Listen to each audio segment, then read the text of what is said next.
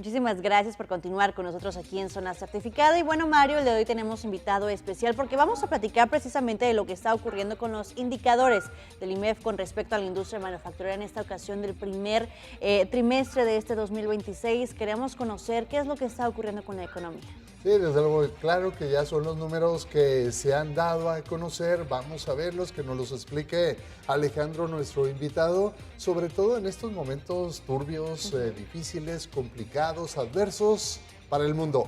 Nuestro invitado, Guillermo Díaz. Por supuesto, Alejandro, siempre es un gusto que estés aquí con nosotros en Zona Certificada y ya lo adelantaron mis compañeros, estamos viviendo un contexto geopolítico bastante interesante que obligatoriamente afecta cadenas de suministros y por ende a la industria. ¿Cómo se han estado comportando los indicadores con este tema? ¿Cómo están? Buenas tardes. Primero que nada, muchas gracias por la oportunidad. Y bueno, yo creo que tenemos como 1 año y medio platicando cada vez que tengo la oportunidad de estar con ustedes de lo volátil, de lo complejo, de lo turbulento y bueno, pues en esta ocasión no desmerece la situación, ¿no? Lo cierto es que los indicadores continúan igual, estancados en un escenario por debajo de umbral, mejorando ligeramente el manufacturero, pero el no manufacturero vuelve a caer y ambos, pues ahí está la tendencia gráficamente destacando un escenario pues plano, ¿no? Como vimos el Producto Interno Bruto para el primer trimestre, como vemos los indicadores de coyuntura en los diferentes rubros, como vemos de repente incluso para la Unión Americana también algunos indicadores relativos similares, como puede ser por ejemplo la generación de empleo, que si bien el viernes pasado se reportó una generación de empleo muy importante en la Unión Americana, pues los meses previos era prácticamente nula, ¿no? Entonces hay vaivenes y hay escenarios que destacan cómo la economía se empieza a negar, se empieza a empantanar, no está cayendo, no hay una recesión, o al menos yo creo que ninguno de los comités de ciclos de la economía podrían señalar que hay un escenario negativo pleno, pero poco a poco las cosas se empiezan a contener. Y sin embargo, en la contención hay resultados, por ejemplo, en el indicador que usamos de analogía en la Unión Americana, que es el de ISM manufacturero, sobre todo para ciudades como Tijuana o Ciudad Juárez, en la comprensión del impacto, señalan resultados positivos en el número, en las cifras. Pero en la encuesta abierta, tanto en el rubro manufacturero como el no manufacturero, destacan demasiadas presiones por aranceles, por falta de personal, por las presiones que está empezando a generar Medio Oriente y todas estas implicaciones. Y bueno, por lo tanto, mucha incertidumbre de cómo sortear el año para sostenerlo en un sentido positivo o plano al menos, ¿no?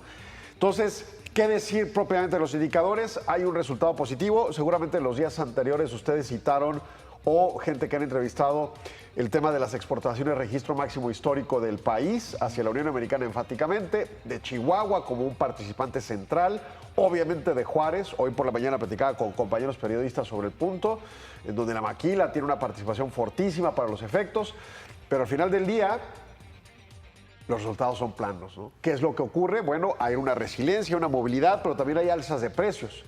Subindicadores específicos de tanto el indicador IMEF en materia de precios como del ISM muestra cómo la tendencia de los precios va creciendo. Y pues no es para algo errático, sino es normal, derivado de tantas presiones arancelarias, de escasez de mano de obra y ahora de la presunción de escasez de hidrocarburos que pueda generar a nivel global presiones en los precios de los hidrocarburos. Y recordemos, Estados Unidos ya es un productor amplio de petróleo crudo sin problema, incluso también de algunos refinados. Y para México, como somos importadores de ellos, pues no tenemos gran problema por lo que pasa en Medio Oriente. Pero el problema es que son commodities y con precios internacionales que infectan los precios locales y luego además muchos productos que no son producidos ni en Estados Unidos ni en México y provienen de esas zonas, pues van a traer conflictos de escasez o de ralentización en su entrega. Y entonces todo eso va permeando que los costos van creciendo y también repercute en el valor de las exportaciones. O sea, el valor de las exportaciones que creció no quiere decir que nada más el volumen creció, también el precio creció y se está viendo, ¿no?, en estos marcadores que para colmo en un futuro puede afectar a la inflación de los consumidores, ¿no? Claro, y que ya estamos viendo una inflación, que ya estamos viendo un aumento en el diésel, por ejemplo, que nos han platicado los transportistas, pues que sí ha sido un reto en estas últimas semanas, porque ha subido un 12, un 16, un 18% en su estrategia respecto a la compra del diésel. Pero bueno, ya pasaron 3 meses en lo manufacturero y no manufacturero. ¿Qué es lo que se puede esperar? ¿Sí se puede ver a futuro qué se puede esperar en los próximos meses? Mira, yo creo que es curioso lo que voy a decir, porque ante el entorno de un escenario bélico como el que estamos viviendo, más las presiones políticas con el Telecán y sus negociaciones, o USMEC o TEMEC con sus negociaciones, lo cierto es que de no generarse más conflicto y al contrario inhibirse rápidamente el conflicto en Medio Oriente, probablemente las cosas repunten con una cierta estabilidad. Obviamente, si se escalan las situaciones en Medio Oriente, ya no te sé ni qué decir que pueda pasar, ¿no? Hasta la humanidad. Pero lo cierto es que en términos económicos, si se desescalan esas situaciones, existe la posibilidad de que las cosas se estabilicen. Todo parece ser que la renegociación del tratado va a sostenerse, se va a lograr, quizás hasta bilateral, lo cual implica que no se renegocie propiamente el tratado, sino se decaiga y en su caso se hagan renegociaciones bilaterales. Pero más allá de ese resultado, las relaciones continúan. Y entonces, ante ello, sí hay un llamado de atención en cuanto a los números, no las interpretaciones, de que tienden a ser resilientes, sobre todo en la Unión Americana. Sí tiende a haber un despunte de órdenes de compra, sí tiende a haber una posición continua de consumo de los, valga la redundancia, consumidores, y eso pudiera salvar el barco hacia las siguientes semanas, de nuevo, dependiendo en mucho de este conflicto bélico, ¿no? Claro.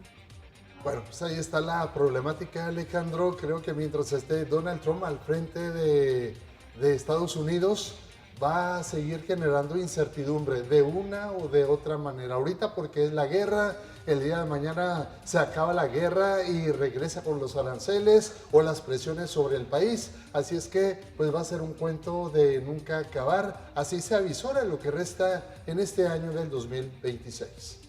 Pues es un escenario, ¿no? que se tiene en la mesa, pero lo cierto es que la economía y los mercados en general, o sea, no puedo hablar del empresariado nada más, o de los ciudadanos nada más, o de los consumidores nada más, sino integralmente hablando, han sido resilientes.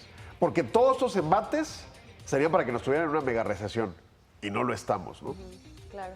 Sí, claro, que ese era el otro tema que queríamos abordar, ¿no? Realmente todavía no podemos decir estamos en una recesión y imágenes de recesión, todavía continuamos con una economía estancada, pero alejada de ese panorama. Puede haber una dirección hacia allá. Poco a poco empieza a permear en diferentes subsectores situaciones negativas, pero de nuevo todavía muy estancadas. El Comité de Ciclos de la Economía de México, que se lleva a cabo dentro de IMEF con 7 economistas de alto reconocimiento sobre ciclos de la economía o estudios de ciclos de la economía, ha planteado 3 factores centrales. Digo, los estudios son más profundos para hacer una determinación de recesión o no, pero ellos señalan, la caída económica tiene que ser sumamente profunda. O sea, ¿qué dimensión? ¿Cayó poquito o cayó mucho? Por ejemplo, la recesión de 2020 fue como de 10%, 9% de caída, ¿no? La de 2008 nos pegó como hacia 6, 7%, etcétera. Son profundidades amplias. Entonces, ¿qué tan profundo puede ser la caída? En ese momento no hay caída, está plana la economía. Claro. 2, diseminación, ¿no? Difusión, le dicen. Subsector, transporte, consumo, comercio por menor, comercio el mayorista, manufactura, minería. O sea, en todos los subsectores, ¿está habiendo esa caída o solo en alguno? Y otros están fuertes, otros están débiles. ¿Cómo está? Al momento no tenemos información más allá de que las condiciones siguen planas, ¿no? Y la otra, la temporalidad, que esa sí ha sido violada. Y recordemos, la recesión de 2020 en Estados Unidos duró 2 meses. Normalmente una recesión tiende a durar más de un trimestre, pero esa fue declarada de esa forma por el Comité Estadounidense de Ciclos de la Economía por las condiciones tan peculiares que ocurrieron para que se diera esa recesión. Pero en el caso mexicano, probablemente las recesiones han durado más de 6 meses. Entonces, en ese momento también no tenemos hacia atrás lecturas de 6 meses, en una difusión amplia, en una profundidad, valga la redundancia, profunda, de que la actividad económica esté caída, ¿no? Está débil y se puede caer, pero si ciertas condiciones se dan, puede despuntar gracias de nuevo a esta resiliencia de mercado global, ¿no? Ok, perfecto. Ya para finalizar, ¿alguna conclusión que te gustaría hablar sobre este tema? Bueno, yo creo que también tenemos que volver a ver los eslabones de influencia. Okay. Se declaró por la Suprema Corte ayer un asunto sobre un artículo particular de la Ley de Instituciones de Crédito, en donde la Unidad de Inteligencia Financiera puede revisar cuentas bancarias y congelarlas sin una orden judicial. Y se ha hablado de que es un detrimento al Estado de Derecho de los mexicanos. Y sí, puede ser, pero no es algo que nació ayer. Es algo que tiene más de 15 años ocurriendo. La Unidad de Inteligencia Financiera llegaba y congelaba cuentas, y ha habido quienes se han parado y de repente se van haciendo estos procesos jurisdiccionales, y hasta ayer la Corte llegó a esa resolución. Se convalida el acto, pero no es un acto nuevo que nació ayer, es mi punto. Entonces, si está mal, se deberá corregir en el tiempo. Sin embargo, no es ese el acto que destruye el Estado de Derecho.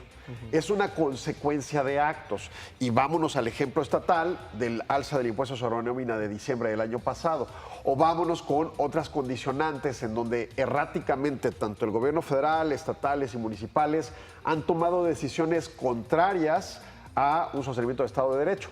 Bueno, ante este embate global de situación bélica en Medio Oriente, de situación arancelaria, de situaciones erráticas en las políticas públicas de nuestros socios comerciales como Estados Unidos, pues lo mínimo que tenemos que hacer es empezar a blindar nuestros procesos jurídicos mexicanos para evitar que sean violatorios de derechos humanos o violatorios y contramercados, como para también sumemos a la incertidumbre. Y esto, pues, en énfasis marcado es un llamado, por ejemplo, a la Secretaría de Hacienda, metió precriterios de política pública para el presupuesto 2027 ahora el miércoles pasado, y pues vendrá un proceso en su caso hasta el 8 de septiembre para enterar la nueva ley de ingresos. La pregunta es, ¿cómo lo vamos a hacer? ¿Con las irresponsabilidades correspondientes o con las responsabilidades correspondientes? Y lo relevante es consolidar esta parte mexicana al menos, ¿no? Claro. Gracias a Alejandro Sandoval Murillo, presidente de IMEF Ciudad Juárez. Gracias por haber abonado en este programa de Zona Certificada. Gracias a ustedes. Vamos a la pausa.